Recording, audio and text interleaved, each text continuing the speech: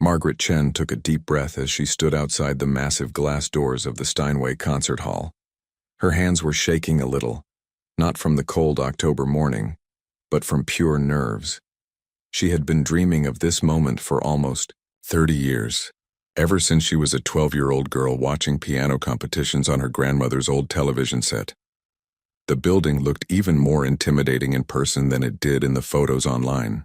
Tall marble columns stretched up to the sky, and everything about the place screamed expensive and exclusive. Margaret looked down at her simple gray cardigan and smoothed it with her palms. She had bought it on sale at the department store where she sometimes shopped for her 3 kids. It was the nicest thing she owned, but standing here it felt like wearing pajamas to a wedding. As she pushed through the doors, the first thing that hit her was the smell of fresh flowers and expensive perfume. The lobby was filled with people, and Margaret could tell right away that she didn't belong. Young women in flowing evening gowns walked past her like they were floating. Men in perfectly tailored suits discussed music theory and languages she couldn't understand. Everyone seemed to know exactly where they were going and what they were doing.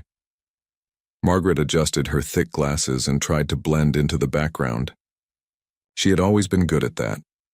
At 42, she had perfected the art of being invisible. At the hospital where she worked as a cleaner, people looked right through her. At her kids' school events, other parents forgot her name even after. Meeting her multiple times, she was used to it, but today, she wished she could be someone else just for a few hours. A group of young pianists walked past her, their conversation loud enough for everyone to hear. One of them, a tall blonde woman with perfect makeup, was complaining about the competition. "I heard they're letting anyone enter these days," she said, flipping her hair. "My teacher said the standards have really dropped." Her friends nodded in agreement, their designer handbags swinging as they walked. Margaret felt her cheeks burn. She knew they weren't talking about her specifically, but it felt personal anyway. She had worked so hard to get here. The entry fee alone had cost her 3 months of savings. She had to take unpaid time off work, which meant her family would be eating pasta and beans for the next few weeks. But her kids had insisted she go for it. "Mom, you're the best piano player in the world," her youngest daughter had said. "You have to show everyone." The registration table was set up near the main entrance, and Margaret could see a long line forming. She took her place at the back, behind a young man who looked like he stepped out of a classical music magazine. His hair was perfectly styled. His suit probably cost more than Margaret made in a month, and he was casually flipping through sheet music like he was reading a newspaper. While she waited, Margaret watched the other contestants. They all looked so confident, so prepared.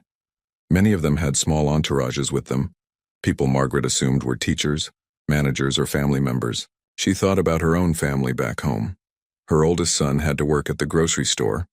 Her daughter had a school project due tomorrow, and her youngest was probably eating cereal for dinner because Margaret wasn't there to cook. The doubt started creeping in again, the same doubt that had kept her from doing this for 20 years. Who was she kidding? She was just a hospital cleaner who played piano as a hobby. These people were professionals. They had studied at fancy music schools, had private teachers, and performed at concert halls around the world. Margaret had learned to play on her grandmother's old upright piano in a tiny apartment above a bakery. But then she remembered why she was here. It wasn't just about the competition. It was about proving to herself that all those years of practice meant something. Every night after her kids went to bed, she would sit at their old piano and play. The piano had been a wedding gift from her ex-husband, one of the few good things he had left behind when he walked out on them 8 years ago. The music had kept her sane during the hardest times. When the bills piled up and she didn't know how she would pay rent, she played. When her youngest daughter was sick and the medical bills seemed impossible, she played. When she felt like giving up on everything, the piano was always there waiting for her. Her grandmother had taught her that music wasn't about being perfect or impressing people. "Music comes from the heart," she used to say in her broken English. "If your heart is full, your music will be full too." Margaret's grandmother had escaped from China during the war with nothing but the clothes on her back and her memories of the songs her mother used to sing. She never owned a piano until she was 60 years old, but she played like someone who had been born to make music. The line moved forward and Margaret found herself getting closer to the registration table. She pulled out her acceptance letter, the one she had read probably 100 times since it arrived. When she first applied, she never thought she would actually get accepted. She filled out the application on a whim after seeing an advertisement in a music magazine at the library. The application process had been intimidating. They wanted recordings, letters of recommendation, and a detailed musical background. Margaret had made her recording on her phone, sitting at their old piano, late at night. She didn't have any fancy letters of recommendation, just a note from the music teacher at her daughter's school, who had heard her play at a few school concerts. When the acceptance letter came, Margaret cried for an hour. Not sad tears, but tears of pure joy and disbelief. Someone thought she was good enough to compete with real musicians. Someone believed in her talent, even if she sometimes didn't believe in it herself. Now, standing in this beautiful concert hall surrounded by people who looked like they belonged here, Margaret wondered if it had all been a mistake. Maybe they had mixed up the applications. Maybe they meant to send the letter to someone else. A woman in front of her turned around and smiled. She was probably in her 30s, with kind eyes and a warm expression. "First time here?" she asked, and Margaret nodded. "Me too," the woman continued. "I'm terrified. I've been practicing for months, but seeing all these people makes me feel like I learned piano yesterday." Margaret felt a little better knowing she wasn't the only one who was nervous. "I've been playing for most of my life," she admitted. "But this is definitely the biggest thing I've ever done." The woman introduced herself as Lisa, and they chatted quietly while the line moved forward. Lisa was a music teacher from a small town, and like Margaret, she had never competed at this level before. It was nice to find someone who understood how overwhelming everything felt. When Margaret finally reached the registration table, the coordinator looked up at her with a confused expression. The woman was probably in her 50s with silver hair and an expensive-looking outfit. She glanced at Margaret, then at her computer screen, then back at Margaret. "Are you here for the custodial services?" the coordinator asked. Her tone wasn't just matter of fact, like she was trying to be helpful. Margaret felt her face get hot again. "No, I'm here for the piano competition," she said, holding out her acceptance letter with a hand that was definitely shaking now. The coordinator's eyebrows went up so high they almost disappeared into her hairline. She took the letter and read it carefully, then looked at her computer screen again.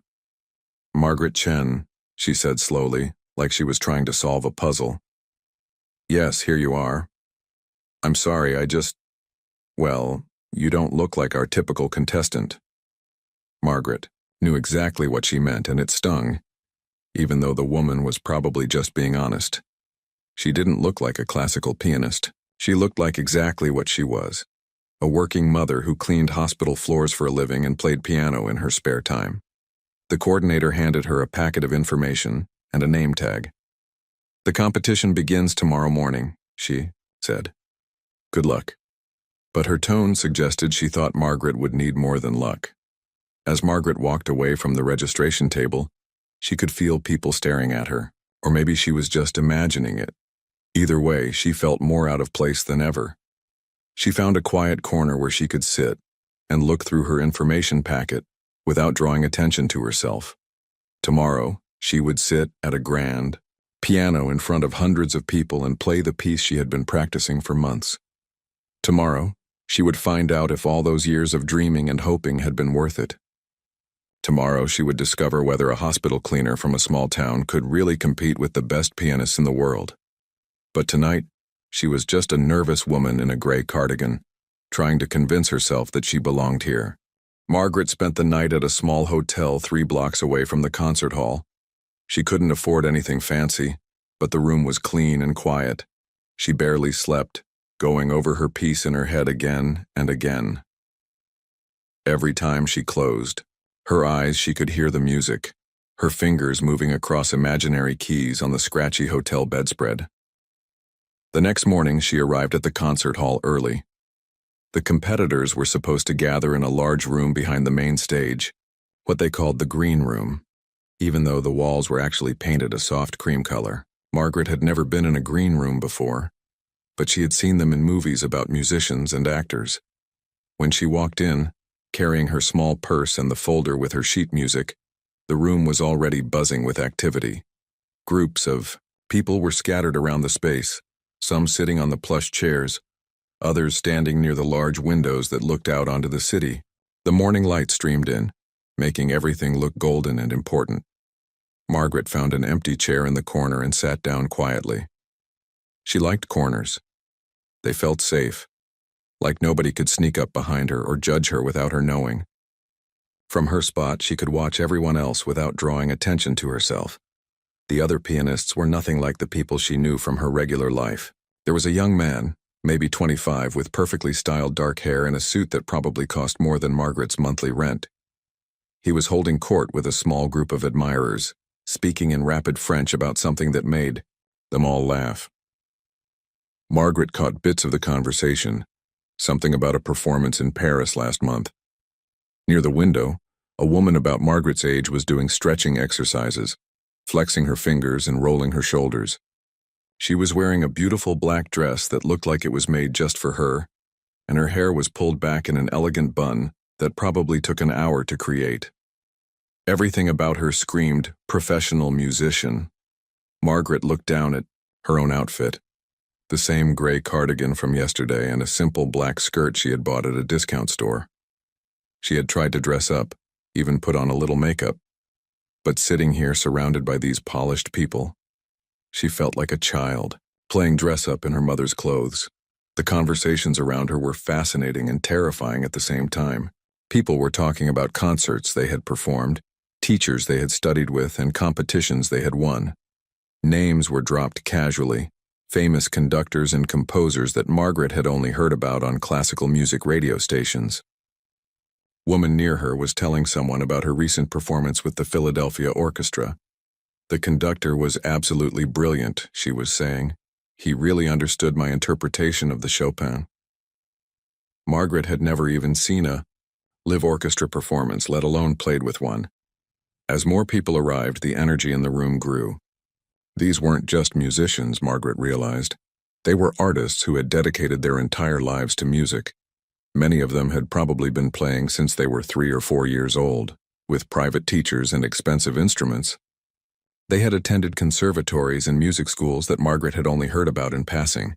She pulled out her phone and looked at the messages from her kids. Her daughter had sent a photo of herself making breakfast with a note that said, "Good luck, Mom. You're going to be amazing." Her oldest son had texted a simple, "We believe in you." Her youngest had sent a string of heart emojis and a picture of their old piano with a note that said, "This is waiting for you when you get home." The messages made her smile, but they also made her homesick. What was she doing here? She should be home making lunch for her kids, getting ready for her shift at the hospital, living her normal, predictable life. Instead, she was sitting in a room full of strangers about to make a fool of herself in front of hundreds of people. A burst of laughter from across the room caught her attention. The young man with the perfect hair was now standing with an even larger group, and they were all looking in her direction. Margaret's stomach dropped. She tried to look away, but she could hear bits of their conversation drifting over. "Did you see the registration mix-up yesterday?" one of them was saying. "They thought that woman over there was here for cleaning services." More laughter followed, and Margaret felt her cheeks burn. The young man, who seemed to be the leader of the group, was gesturing dramatically as he told the story. "I heard she learned to play from YouTube videos," he said, his voice carrying across the room. "Can you imagine coming to a competition like this without proper training?" Margaret wanted to disappear. She wanted to gather her things and walk out of the building and never come back. But her feet felt glued to the floor and she couldn't seem to move. She had faced embarrassment before, plenty of times, but this felt different. This was her dream they were laughing at. A woman near the French-speaking group chimed in. "I feel bad for her, honestly. Someone should probably explain that this isn't a community center talent show." The group erupted in laughter again, and Margaret felt tears starting to form behind her glasses. But the worst part wasn't the laughter. It was the way some of the other people in the room were nodding along like they agreed. Margaret could see them glancing at her and then looking away quickly, like they were embarrassed for her. She had become the subject of gossip, the odd one out, the person who didn't belong. An older woman sitting near Margaret leaned over and whispered, "Don't let them bother you, dear. Some people have no class." She had kind eyes and a gentle smile, and Margaret felt grateful for the small kindness. "I just don't understand why they let her in," Margaret heard someone else say. The standards for this competition used to mean something. That comment hit harder than the others. Margaret had worked so hard to get here. She had practiced for hours every day, saved every penny, and sacrificed so much. The idea that she didn't deserve to be here, that her acceptance was somehow a mistake, felt like a punch to the stomach. She thought about her grandmother, who had taught her that music was for everyone, not just the wealthy or the formally trained. Her grandmother had played with calloused hands, hands that had worked in factories and cleaned houses, hands that had held babies and cooked meals. But when those hands touched piano keys, magic happened. Margaret's own hands were calloused too, from years of cleaning hospital floors and scrubbing equipment, but they were also the hands that had comforted her children during nightmares, that had played gentle lullabies when they were sick, that had created music in the quiet hours when the rest of the world was sleeping. The young man with the perfect hair was still holding court, and his voice was getting louder. "I wonder what piece she's planning to play," he said. "Probably Chopsticks or Mary Had a Little Lamb." The group found this hilarious, and their laughter echoed through the room. Margaret felt something shift inside her. The embarrassment was still there, but it was being joined by something else. Anger, maybe, or determination. These people didn't know her. They didn't know about the nights she had spent practicing until her fingers ached, about the tears she had cried when she finally mastered a difficult passage, about the dreams she had carried for 30 years. She thought about her acceptance letter, still folded in her purse. Someone had listened to her recording and decided she was good enough to be here. Someone had believed in her talent, even if these people didn't. The conversations around her continued, but Margaret stopped listening. Instead, she closed her eyes and went through her piece in her mind. She could hear every note, feel every key under her fingers. This was her moment, her chance to prove that music didn't belong only to people in expensive clothes with perfect training. When she opened her eyes, she noticed that not everyone in the room was part of the mocking groups. There were other people, sitting quietly, some looking nervous, others simply focused on their own preparations. A few had even smiled at her when she caught their eyes. Maybe she wasn't the only one who felt out of place. Maybe some of these people, despite their polished appearances, were just as nervous and uncertain as she was. Maybe the loudest voices in the room weren't representative of everyone. Margaret straightened her shoulders and checked her watch. In a few hours, she would walk onto that stage and sit at a grand piano. She would play the piece she had been, practicing for months, the piece that had chosen her as much as she had chosen it. And then finally, these people would stop judging her based on her appearance and start listening to what really mattered. The music would speak for itself, and Margaret would let it tell her story. The competition had been going on for 3 hours, and Margaret had listened to 12 pianists perform before her turn came. Each one had been impressive in their own way, their fingers dancing across the keys with precision and confidence that made Margaret's stomach twist with nerves. She sat in the green room, watching the performances on a small television screen, trying to calm her racing heart. Some of the pieces had been breathtakingly beautiful. A young woman from Japan had played a Chopin piece that brought tears to Margaret's eyes. A man from Germany had performed Bach with such mathematical perfection that it felt like watching a master craftsman at work. Each performance reminded Margaret of just how talented these people were, and how different she was from all of them. The young man with the perfect hair, who she had learned was named Alexander, had performed about an hour ago. His piece had been technically flawless, every note crisp and clean, every passage played with the kind of confidence that comes from years of elite training. The audience had applauded enthusiastically, and when he returned to the green room, people crowded around him to offer congratulations. Margaret had stayed in her corner, watching it all unfold like a movie she wasn't really part of. Her hands were sweating, and she kept wiping them on her skirt, hoping they would be dry when her time came. She had been carrying her sheet music folder all day, even though she knew the piece by heart. It felt like a security blanket, something familiar to hold on to in this strange, intimidating world. Contestant number 13, Margaret Chen, came the announcement over the intercom. Please report to the stage entrance. Margaret's heart jumped so hard she thought it might burst out of her chest. This was it.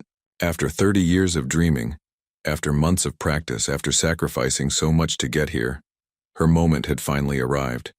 She stood up on shaky legs, her folder clutched tightly in her hands. The room seemed to blur around her as she made her way to the door. Behind her, she could hear the conversations continue, but they sounded muffled and distant, like she was hearing them from underwater. A stage manager was waiting for her at the entrance to the main hall. He was a middle-aged man with a kind face and a headset wrapped around his neck. First time performing here?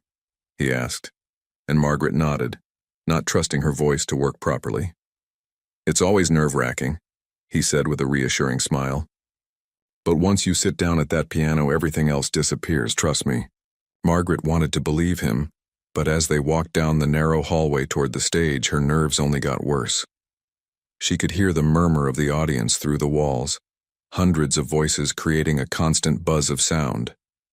How many people were out there? She had tried not to think about it, but now it was impossible to ignore. They reached a set of heavy black curtains, and the stage manager stopped. When I give you the signal, walk straight to the piano, he said. Take your time getting settled. Adjust the bench if you need to. The audience will wait. He paused and looked at her more closely. You're going to do great, I can tell. Margaret wished she felt as confident as he seemed to think she should. Through a gap in the curtains, she could see the stage. It was enormous, much bigger than she had imagined. The grand piano sat in the center, gleaming black under the bright stage lights. It looked like something from a palace, not like the old upright piano she was used to playing at home. Beyond the piano, she could see the audience, row after row of people, more than she had ever performed in front of before. There were the other competitors sitting in a special section near the front. There were judges, their notebooks and pens ready to record their thoughts about her performance. There were music lovers and critics and people she couldn't begin to identify. Ready? The stage manager asked. And before Margaret could change her mind, she nodded. The curtains parted, and suddenly she was walking across the stage. Her footsteps echoed in the vast space, each one seeming louder than the last. The lights were so bright she could barely see the audience, but she could feel their eyes on her. Hundreds of people all watching her every move. She could hear whispers rippling through the crowd. Is that really a contestant? Someone asked. She looks like she's lost, said another voice. Margaret kept walking, her eyes focused on the piano bench, trying to block out everything else. When she reached the piano, she set her folder down on the small table beside it, even though she wouldn't need it. Her hands were shaking so badly she was afraid people could see it from the audience. She pulled out the bench and sat down, just like she had done thousands of times at home, but nothing about this felt familiar. The piano was magnificent up close. The keys were perfectly white and black, not yellowed with age like her piano at home. When she placed her hands on them, they felt smooth and responsive, like they were eager to make music. For just a moment, her nerves settled a little. This was still a piano, still the instrument she had been playing for most of her life. She adjusted the bench, moving it forward just a few inches. In the audience, she could hear someone chuckle, probably at how careful and uncertain she seemed. A few rows back, she caught sight of Alexander and his group of friends. They were watching her with expressions that ranged from amused to dismissive, like they were waiting for entertainment. Margaret closed her eyes and tried to remember why she was here. This wasn't about impressing people who had already decided she didn't belong. This wasn't about proving anything to critics or judges or other pianists. This was about the music, about the piece that had been living in her heart for months, waiting for this moment to be born. She thought about her grandmother, who had never performed on a stage like this but who had filled their small apartment with music every day. She thought about her children, who had believed in her even when she didn't believe in herself. She thought about all the nights she had played this piece alone in her living room, with only the moon for an audience. The program listed her selection as Rachmaninoff's Piano Concerto No. 2 in C minor. When the announcement had been made, she had heard several people in the audience gasp. It was one of the most challenging pieces in the classical repertoire, a piece that demanded not just technical skill, but emotional depth and physical endurance. Margaret had chosen it not because she wanted to show off, but because it spoke to her in a way no other piece ever had. The first time she had heard it on a classical music radio station during a late-night shift at the hospital, she had stopped what she was doing and just listened. The music seemed to tell the story of her own life, full of struggle and beauty, pain and hope, all woven together into something transcendent. Learning to play it had been the hardest thing she had ever done musically. There were passages that had taken her weeks to master, sections that had made her cry with frustration. But gradually, note by note, measure by measure, she had made it her own. Now, sitting at this beautiful piano in front of all these people, she could feel the piece waiting inside her, ready to emerge. Her hands were still shaking, but they found their way to the correct position on the keys. The audience grew quiet, that special kind of silence that comes just before music begins. Margaret took one last deep breath and let everything else fall away. The critics, the judges, the other contestants, even her own fears, they all faded into the background. There was only her, the piano, and the music that was about to transform this moment into something neither she nor anyone in the audience would ever forget. In that silence, with her hands poised above the keys, Margaret finally understood what her grandmother had tried to teach her all those years ago. Music wasn't about being perfect or impressing people. It was about opening your heart and letting the world hear what was inside. Margaret's fingers touched the keys, and the first note rang out into the silent hall. It was soft, almost hesitant, like a question being asked in the darkness. The opening of Rachmaninoff's Piano Concerto No. 2 always began this way, with a melody that seemed to search for something just out of reach. In the audience, people shifted in their seats. Some had their programs open, following along with the printed description of the piece. Others sat back with their arms crossed, their expressions showing they were still skeptical about this plain woman who had somehow found her way onto their stage. But as Margaret continued playing, something began to change in the room. The melody she was creating wasn't just technically correct, it was alive. Each note seemed to carry weight, meaning emotion that went beyond the simple act of pressing keys. The music floated through the hall like a gentle wind, touching everyone who heard it. Margaret's eyes were closed now, and her face had completely relaxed. All the tension she had been carrying, all the fear and doubt and nervousness, had melted away the moment her hands found their home on the keyboard. This wasn't the intimidating concert hall anymore. This wasn't a competition with judges and critics waiting to find fault with her performance. This was just her and the music, the way it had always been during those quiet nights at home. The opening section of the concerto was deceptively simple, but Margaret played it with a depth, a feeling that caught everyone off guard. She wasn't just playing the notes that Rachmaninoff had written down over a century ago. She was telling a story, her story, through the language of music. In the third row, an elderly man who had been reviewing classical performances for 40 years found himself leaning forward in his seat. He had heard this piece performed by some of the world's greatest pianists, but something about Margaret's interpretation was different. There was a rawness to it, an honesty that many professional performers had lost along the way. The music began to build, and Margaret's hands started moving faster across the keyboard. This was where the piece demanded real technical skill, where many pianists showed off their years of training and practice. But Margaret wasn't trying to show off. She was simply letting the music flow through her, trusting her hands to find the right keys, trusting her heart to guide the rhythm. A cascade of notes poured from the piano, each one crystal clear and perfectly placed. Margaret's fingers moved like water, flowing from one passage to the next without any visible effort. Years of practice had made these movements automatic. But more than that, years of living had given her the emotional vocabulary to make the music mean something. Alexander, sitting in the competitors section, felt his mouth fall open. He had been prepared to be entertained by what he expected to be an amateur performance. Instead, he was witnessing something extraordinary. This woman, this cleaning lady, who had been the subject of jokes and whispers, was playing with a level of artistry that he had rarely encountered. The judges were equally stunned. Dr. Williams, who had been teaching piano for 30 years and had served as a judge for countless competitions, found herself completely absorbed in the performance. She had stopped taking notes, stopped thinking about technical elements and scoring criteria. She was simply listening, the way she used to listen to music when she was a child, before she learned to analyze and critique everything she heard. Margaret's body moved with the music now, swaying gently as the melody rose and fell.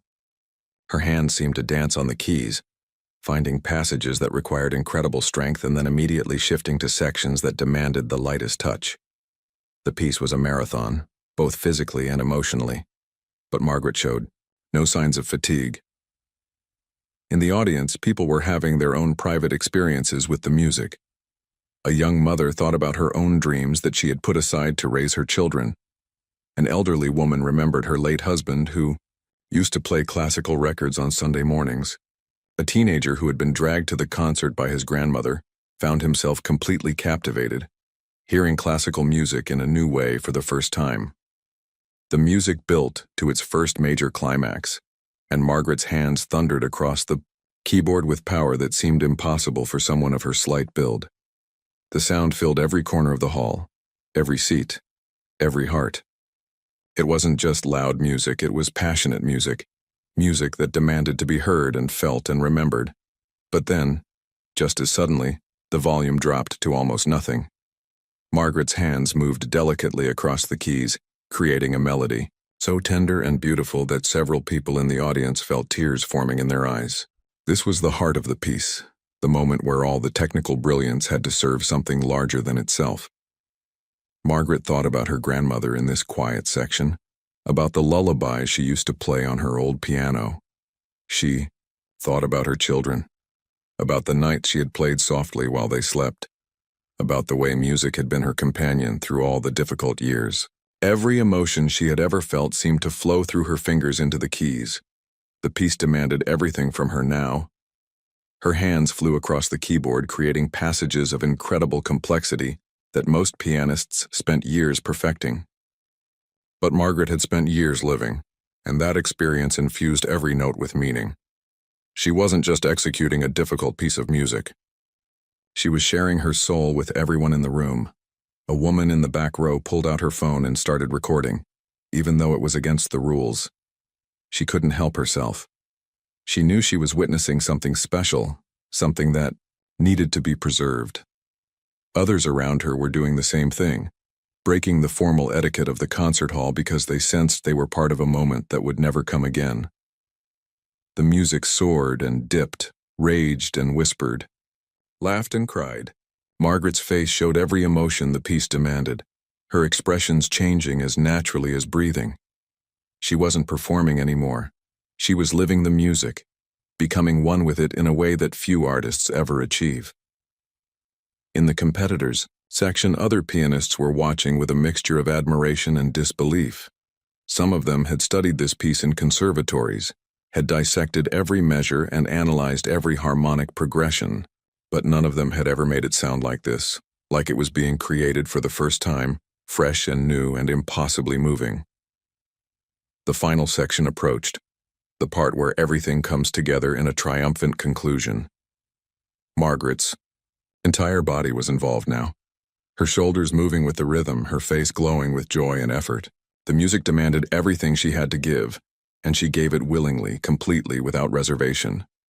The last few measures built to the final climax, and Margaret's hands moved with grace and power across the entire keyboard. The sound was magnificent, filling the hall with music that seemed to lift everyone present out of their ordinary lives and into something transcendent. And then, with one final decisive chord, the music stopped. The silence that followed was profound, complete, almost sacred. Margaret sat at the piano with her hands still on the keys, her eyes still closed, breathing heavily from the exertion. For a moment, nobody moved. The entire audience seemed to be holding its breath, not wanting to break the spell that had been cast over the room. Margaret opened her eyes and looked out at the sea of faces staring back at her. For the first time since she had walked onto the stage, she truly saw them, and what she saw took her breath away. These weren't the skeptical, dismissive faces she had expected. These were people who had been moved, changed, transported by what they had just experienced. The silence stretched on, and Margaret began to worry that something had gone wrong. Had she made a mistake? Had she forgotten a section? But then, from somewhere in the middle of the audience, came the sound of one person clapping. The single clap echoed through the silent hall like a gunshot.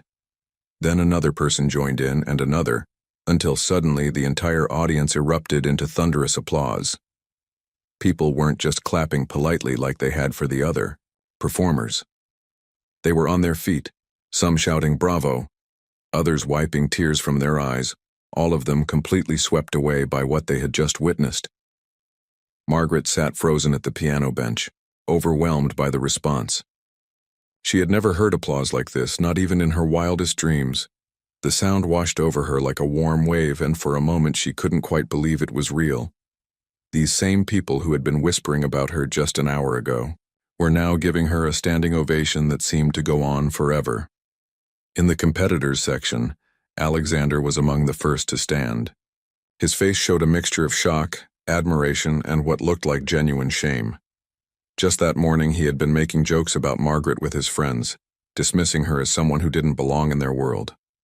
Now he was clapping harder than anyone, his earlier arrogance completely forgotten. The elderly music critic in the third row was shaking his head in amazement as he applauded. In 40 years of reviewing performances, he had rarely been moved to tears, but Margaret's interpretation of the Rachmaninoff had broken through his professional detachment completely. He was already thinking about how he would describe this performance in his review, knowing that words would never truly capture what had happened in this hall. Dr. Williams, the head judge, had completely abandoned her scoring sheet. Her pen lay forgotten on her lap as she stood and clapped with enthusiasm that surprised even herself. She had judged hundreds of competitions, heard thousands of performances, but this was something different. This was music in its purest form, untainted by ego or showmanship, coming straight from the heart. The applause continued for what felt like forever. Margaret finally stood up from the piano bench, her legs still shaky from the performance and the adrenaline. She looked out at the sea of faces, all of them turned toward her with expressions of joy and admiration. Some people were crying openly. Others were smiling so broadly they looked like they might burst with happiness. Near the back of the hall, a woman held up her phone, still recording despite the rules. The video she had captured was already being shared, spreading across social media with captions like, "You have to see this performance," and "This woman just gave me chills." Within hours, it would be viewed by millions of people around the world. Margaret tried to bow gracefully, the way she had seen other performers do, but her emotions were too strong to maintain any pretense of formality. She simply smiled through her tears and mouthed "Thank you" to the audience. The response only grew louder. A young woman in the audience turned to her friend and said, "I've never heard anything like that in my life." Her friend nodded, still too moved to speak. Around them, similar conversations were taking place. People were sharing their reactions, trying to put into words what they had just experienced. The stage manager who had encouraged Margaret before her performance was watching from the wings with tears in his eyes. He had seen hundreds of performances on this stage, from world-famous artists to unknown newcomers, but he had never seen an audience react like this. The energy in the room was electric, almost magical. Finally, the applause began to fade, though it took several minutes. People slowly returned to their seats, but the buzz of excited conversation continued. Margaret made her way off the stage, her heart still pounding, her mind struggling to process what had just happened. As she walked back toward the green room, she was intercepted by Alexander. He approached her with a look of genuine humility, his earlier cockiness completely gone. "I owe you an apology," he said, his voice quiet enough that only she could hear. "What you just did up there was incredible. I've never heard Rachmaninoff played with such soul." Margaret was too overwhelmed to be angry about his earlier behavior. "Thank you," she said simply and meant it. She could see in his eyes that his compliment was sincere, and that meant more to her than any formal apology could have. Other performers approached her as she made her way through the hallway.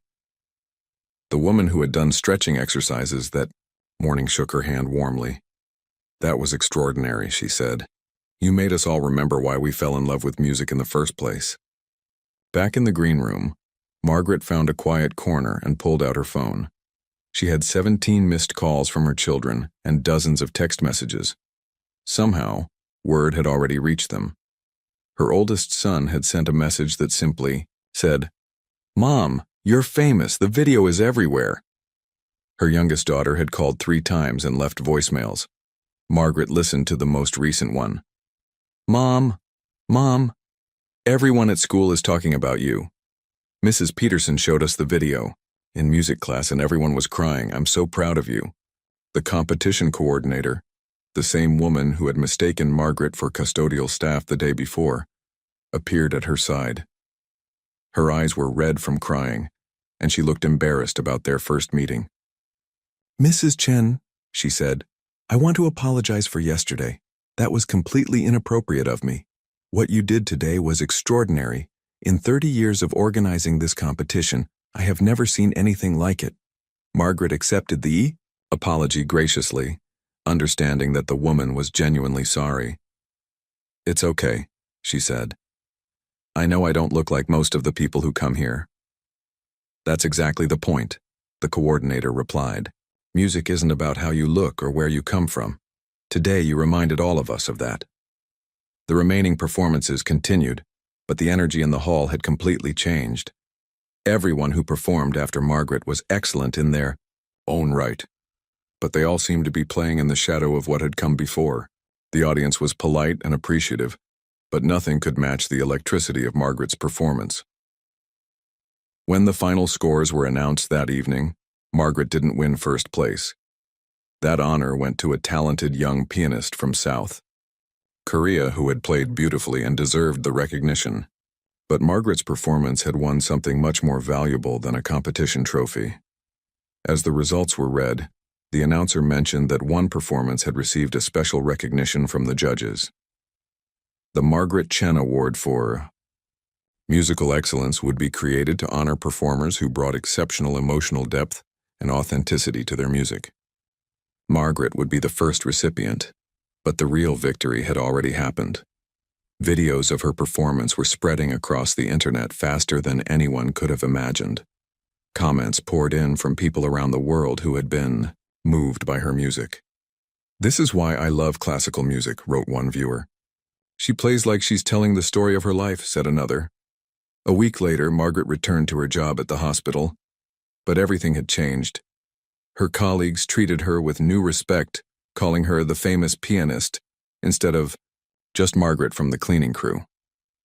Her children walked taller at school, proud to tell everyone that their mother was the woman in the viral video. Most importantly, Margaret had proven something to herself. She had shown that dreams don't have expiration dates, that talent isn't limited by age or appearance or circumstances. She had taken her place on one of the world's most prestigious stages and reminded everyone present that music, at its heart, is about the human spirit. The old piano in her living room was still waiting for her when she got home, just as her youngest daughter had promised. But now when Margaret sat down to play, she carried with her the memory of that moment when hundreds of people had been moved to tears by the music flowing from her heart, through her fingers. She had always known that music could change lives. Now the whole world knew it too.